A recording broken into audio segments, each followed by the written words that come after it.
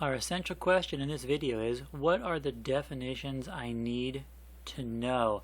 In this unit there's not a whole lot of new definitions, so I'll cover these briefly and then we'll get into a practice question. So what are the definitions I need to know?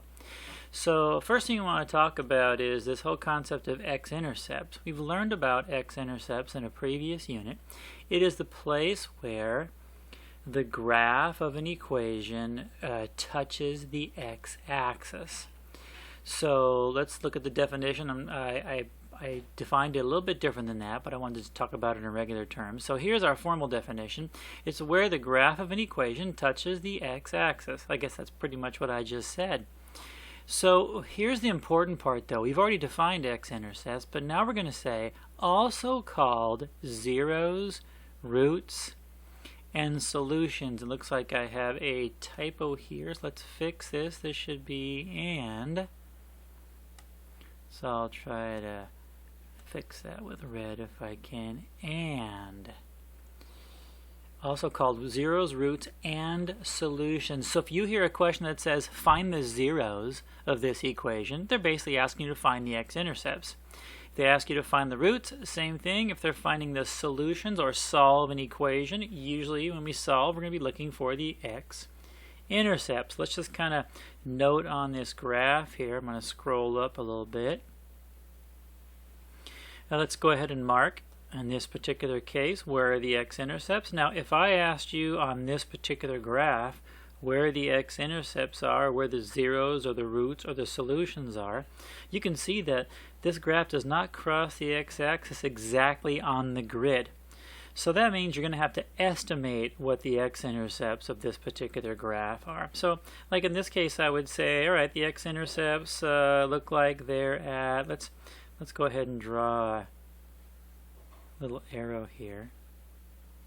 And we can say the x-intercepts, or x is approximately, you know what, let's go ahead and use our proper math symbols. This is not equal to, x is approximately, looks like we got -1, about -1.5, and this is 1, 2, 3, 4, that's about 4.25. So sometimes from the graph we can get exact answers, and sometimes we have to actually estimate where the zeros or the x-intercepts are.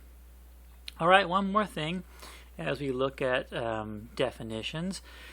It's this word solve. So when you see a question that says solve this equation, solve means to find the variable values that make an equation true. So if you had a function and it has an x variable in it, you're going to find the values of x that make that particular function or equation true. Usually this means moving all the terms to one side of the equation and finding the x-intercepts. Now why does that work? Why does moving all the terms to one side of an equation help you find the x-intercepts? Well, it's because we know this. For all x-intercepts,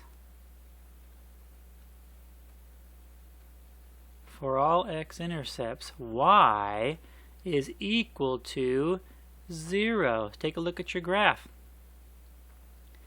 At these x-intercepts, we have an x value, but notice we're not moving up or down on the y-axis or up or down vertically. That means at this point right here, y is equal to 0. At this point, y is equal to 0.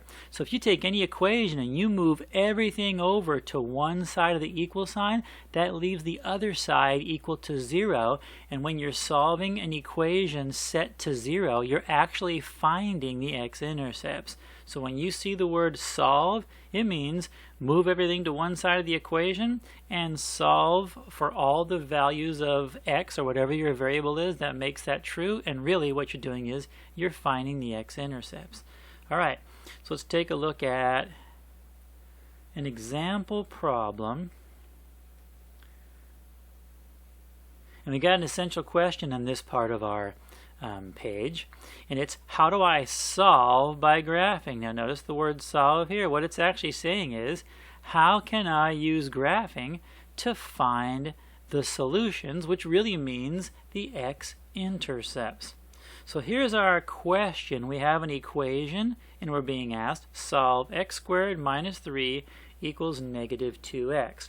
So we basically need to find all the x values that make this equation true. Well, if you notice, class, this is actually a standard form quadratic. We have a squared term for the value of the variable, a non-squared variable, and a constant. So what we're going to do is we're going to move everything over to one side before we can solve this. So we want to get the negative 2x to go to the other side of the equal sign. And you know that if you want to move negative 2x, you're going to add 2x to this side, which means you're going to add 2x to this side. So now the equation is going to look like this. X squared plus 2x minus 3 equals 0. Again, remember from your Algebra 1 skills, you add the opposite sign. So we're going to add positive 2x to this side. That cancels these out and leaves it 0. And then we're going to add 2x to this side. One more thing you can remember is whenever you move a variable or a term to the other side of the equal sign, you always flip the sign. So we moved negative 2x to the left. That changes to positive 2x. Well, now we have a quadratic equation set equal to 0. Let's find the x-intercepts. Remember how we do this? We're going to have to graph this. That means we have to find the vertex. So to find the vertex, we have to identify A, B, and C. Well, our A value is equal to 1. Our B value equals positive 2. Our C value equals negative 3.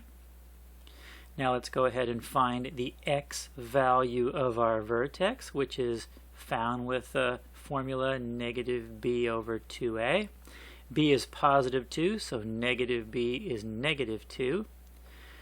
2 times a is 2 times 1, and that means we have negative 2 over 2. And if you put that in your calculator, or if you recognize this just because you understand the basics of fractions, this is actually equal to negative 1. So the x value of the vertex, and I'll put a v here, we always put the vertex in the middle, the x value is negative 1. And now remember what we do to graph. We want to graph 5 points.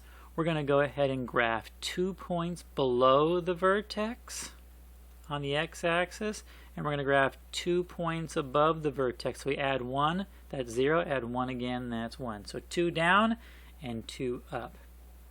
Let's do one of these right now just to go through this, and then I'll fill the rest of them in for you. Let's pull up our calculator, and we're going to have to see our equation to make this work. So let's move that over to the left here.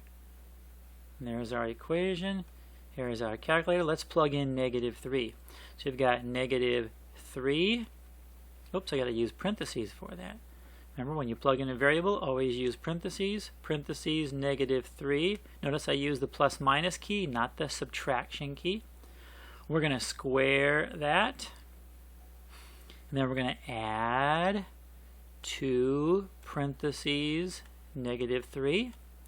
And then we're going to subtract 3. And our answer here is 0. So when we plug negative 3 into our equation, we get 0. If you do this for the rest of your calculations, you should check these out to make sure you're doing it correctly. Don't just write my numbers. Please do the math to make sure you are using your calculator correctly. This would be negative 3. Our vertex y value would be negative 4. And this is negative 3, and this is 0. Let's go ahead and graph this now. We're going to graph negative 1, negative 4, 1, 2, 3, 4. Negative 2, negative 3, negative 3, 0. And then, of course, you know, if this is the vertex, then we're going to have reflected points on the other side. And let's go ahead and let's sketch that parabola the best that we can. If I remember right, I was trying to do this before. I'm kind of out of practice a little bit. Let's see if I can do this. It's a little bit too thick. That's not terrible. I think I can move that a little bit. Let's see. You know what? That's not working very well. Let's just go ahead and sketch it. I'll do my best to sketch it. So here's our parabola. The best of my ability. You guys can do a better job, of course. Alright, and now we have our parabola. Now, the question is, it says solve this equation. Well, remember, solving means find the x-intercepts. What works out pretty good is we actually got the exact x-intercepts in this particular problem because, remember, the x-intercepts are where y equals 0. So we can go ahead and write our answer. The x-intercepts, let's do this in a different color.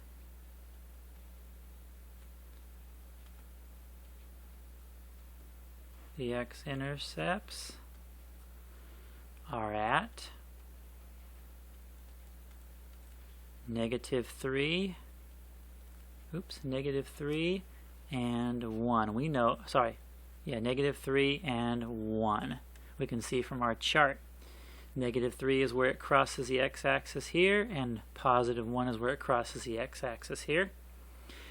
Okay, so if that's what our x-intercepts are, let's go ahead and write that out. So, the solutions are, and there's a couple different ways to write this. You can write this as x equals, you can put in parentheses the set of numbers containing -3 and 1. Okay, there's other ways to write this answer. You could also write the solutions like this. You could write, I'll put the word or, you could write the coordinates.